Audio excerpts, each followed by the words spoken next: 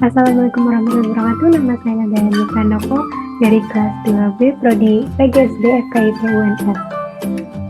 Di sini saya akan menjelaskan mengenai negara hukum. Hari ini kita akan belajar mengenai negara hukum atau biasa disebut dengan rule of law. Ada uraian materi yang akan kita pelajari, yaitu 1. Konsep negara hukum mengenai pengertian negara hukum formal dan negara hukum material. 2. Ciri-ciri negara hukum. 3. Landasan negara hukum Indonesia. 4. Kasus-kasus hukum di Indonesia. Dan yang terakhir 5. Hubungan negara hukum dan demokrasi. Negara hukum adalah negara yang penyelenggaraan kekuasaan pemerintahannya didasarkan atas hukum. Karena itu, pemerintah dan lembaga-lembaga lain dalam melaksanakan tindakan apapun harus dilandasi oleh hukum dan dapat dipertanggungjawabkan secara hukum. Hukum sebagai dasar diwujudkan dalam peraturan perundang-undangan yang berpuncak pada konstitusi yang berisi kesepakatan atau konsensus bersama atau hukum dasar negara.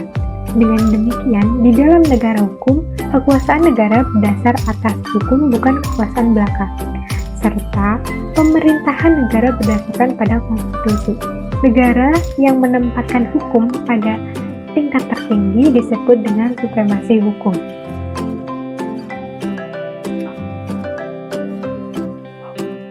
Kemudian mengenai sejarah perkembangan konsep negara hukum. Negara hukum formal adalah negara yang membatasi ruang geraknya dan bersifat pasif terhadap kepentingan rakyatnya. Negara tidak campur tangan secara banyak terhadap urusan dan kepentingan warga negaranya. Urusan ekonomi diserahkan pada warga negara, yang berarti warga negara dibiarkan untuk mengurus kepentingan ekonominya sendiri.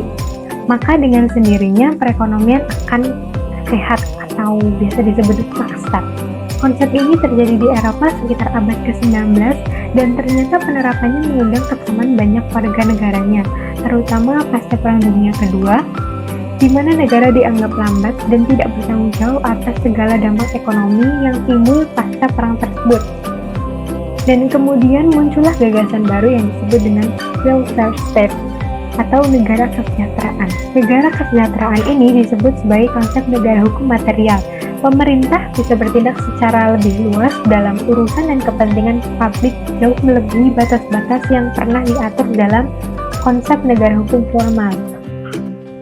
Pemerintah memiliki keleluasaan untuk turut campur tangan dalam urusan warga negaranya, dengan dasar bahwa pemerintah ikut bertanggung jawab terhadap kesejahteraan rakyat.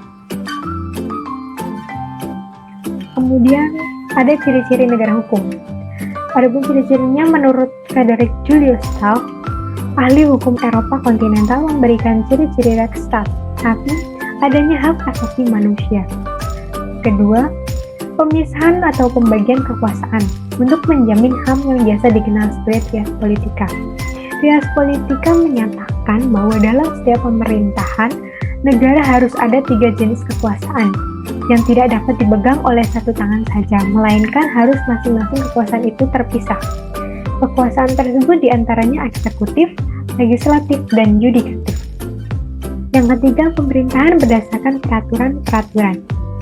Keempat, peradilan administrasi dalam perselisihan.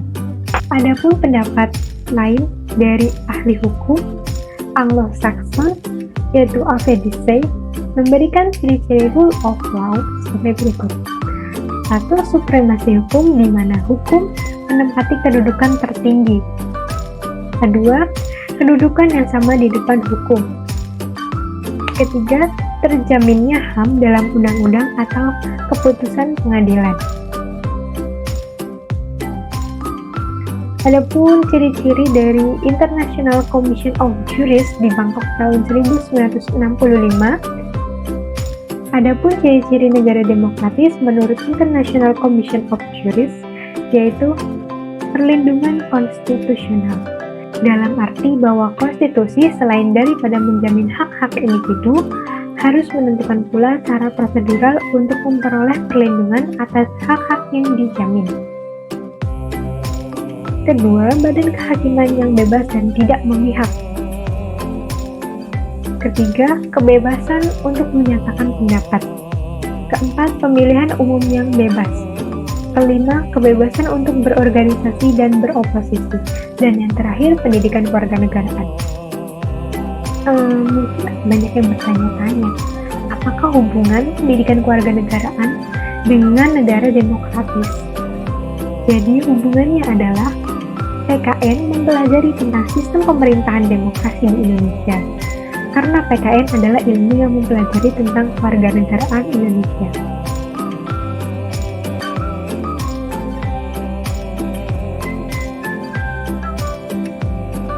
Ada pula pendapat dari ahli lain, yaitu Franz Magnus Suseno, yang menyebutkan 5 ciri negara hukum sebagai salah satu ciri negara demokrasi. Yang pertama, fungsi kenegaraan dijalankan oleh lembaga yang bersangkutan sesuai dengan ketetapan sebuah undang-undang dasar. Kedua, undang-undang dasar menjamin hak asasi manusia yang paling penting, karena tanpa jaminan tersebut, hukum menjadi sarana penindasan. Ketiga, badan-badan negara menjalankan kekuasaannya dan hanya taat pada dasar hukum yang berlaku. Ketiga, badan-badan negara menjalankan kekuasaannya dan hanya taat pada dasar hukum yang berlaku. Keempat, terhadap tindakan badan negara, masyarakat dapat mengadu pada pengadilan dan keputusan pengadilan dilaksanakan oleh badan negara. Dan yang terakhir, badan kehakiman yang bebas dan tidak memihak. Mungkin untuk ciri-ciri terakhir hampir sama dengan ciri-ciri sebelumnya. Kebanyakan ciri-ciri negara demokrasi memiliki ciri-ciri badan kehakiman atau pemerintahan, badan kehakiman atau hukum yang bebas dan tidak memihak pada salah satu sisi. Kemudian negara hukum di Indonesia. Setiap bangsa memiliki paham rule of law atau disingkat dengan ROL, di mana di Indonesia memiliki dasar hukumnya yaitu Undang-Undang Negara Republik Indonesia tahun 1945 dengan pasal-pasalnya yaitu pasal 1 ayat 3 mengenai negara hukum, pasal 24 ayat 1 kekuasaan kehakiman untuk menegakkan hukum dan keadilan, pasal 27 ayat 1 tentang kesamaan kedudukan di depan hukum dan pemerintahan.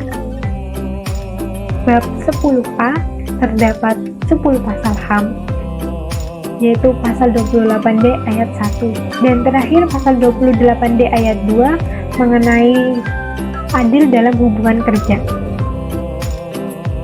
Kemudian dari pasal-pasal tersebut menjadi satu kesatuan atau sistem hukum, yaitu Undang-Undang Mahkamah Agung, Undang-Undang Mahkamah Konstitusi, Undang-Undang Pemilu, dan lain-lain, termasuk juga peraturan pemerintah pengganti undang-undang. Adapun kasus-kasus hukum di Indonesia, dapat dilihat di sini masalah-masalah mengenai hukum yang ada di Indonesia.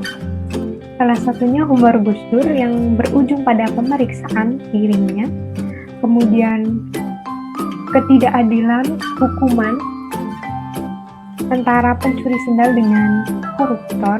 Ada pula masalah-masalah kecil yang memang dibesar-besarkan. Berikut merupakan gambar-gambar yang kita dapat jumpai di internet dan mungkin kebanyakan di banyak berita terdapat ketimpangan hukum di Indonesia. Di sini saya akan memberikan contoh. Salah satu kasusnya yaitu kasus mengenai Nenek Asyani. Tentunya banyak orang yang mengetahui kasus Nenek Asyani yang diduga mencuri 7 batang kayu jati milik Perum Perhutani. Menurut beliau, kayu jati itu dulunya ditebang oleh suaminya dari lahan mereka sendiri yang kini telah dijual. Namun, pihak perhutani tetap mengatakan bahwa kayu jati itu berasal dari lahan milik mereka dan bersikeras memperkarakan Nenek Asyani. Dikarenakan hal ini, sejak bulan Juli sampai Desember 2014, Nenek Asyani mendekam di dalam penjara untuk menunggu proses persidangan. Pihak pengadilan memberikan ancaman hukuman 5 tahun penjara. Hal ini jelas membuat kebanyakan orang merasa geram. Hanya karena masalah sepele, Nenek Asyani sampai diberi hukuman atau diperkarakan hingga mendapatkan ancaman hukuman 5 tahun penjara. Selain kasus tersebut, masih banyak kasus-kasus lain serupa di Indonesia yang dapat dikatakan tajam ke bawah dan tumpul ke atas. Selain kasus tersebut, masih banyak kasus-kasus lain serupa di Indonesia yang dapat dikatakan tajam ke bawah dan tumpul ke atas, seperti pada gambar. Kita dapat lihat pada gambar, terdapat orang miskin atau rakyat miskin dan juga koruptor yang bisa bersenang-senang dengan kekuasaannya dan kekayaannya. Dapat dikatakan tajam ke bawah dan tumpul ke atas, alias dapat dengan mudah menangkap, menjerat sampai menjatuhkan hukuman kepada rakyat kecil yang notabene buta akan masalah hukum. Bahkan tidak sedikit yang menyindir bahwa hukum di Indonesia tidak menggunakan asas siapa yang benar dan salah, melainkan siapa yang bayar maka akan mudah keluar. Kemudian untuk materi selanjutnya mengenai arah kebijakan hukum nasional, memperbaiki substansi materi hukum, struktur kelembagaan hukum, dan kultur budaya hukum. Salah satunya dengan menata kembali substansi hukum melalui peninjauan dan penataan kembali peraturan perundang-undangan untuk mewujudkan tertib perundang-undangan dengan memperhatikan asas umum dan hierarki perundang-undangan, dan menghormati serta memperkuat kearifan lokal dan hukum adat untuk memperkaya sistem hukum dan peraturan melalui pemberdayaan jurisprudensi sebagai bagian dari upaya pembaruan materi hukum nasional. Mungkin ada yang belum mengetahui mengenai jurisprudensi. Jurisprudensi adalah keputusan dari hakim terdahulu untuk menghadapi suatu perkara yang tidak diatur di dalam undang-undang dan dijadikan sebagai pedoman bagi para hakim yang lain untuk menyelesaikan suatu perkara yang sama. Lalu, apa hubungan negara hukum dengan demokrasi? Seperti dua sisi mata uang, konsep negara hukum material mensyaratkan adanya demokrasi. Begitu pula demokrasi mensyaratkan adanya wadah negara hukum dalam pelaksanaannya.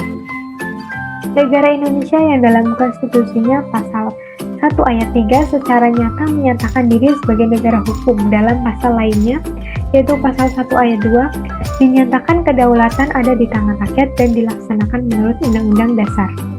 Sekian penjelasan materi dari saya. Apabila ada salah kata, mohon maaf. Wassalamualaikum warahmatullahi wabarakatuh.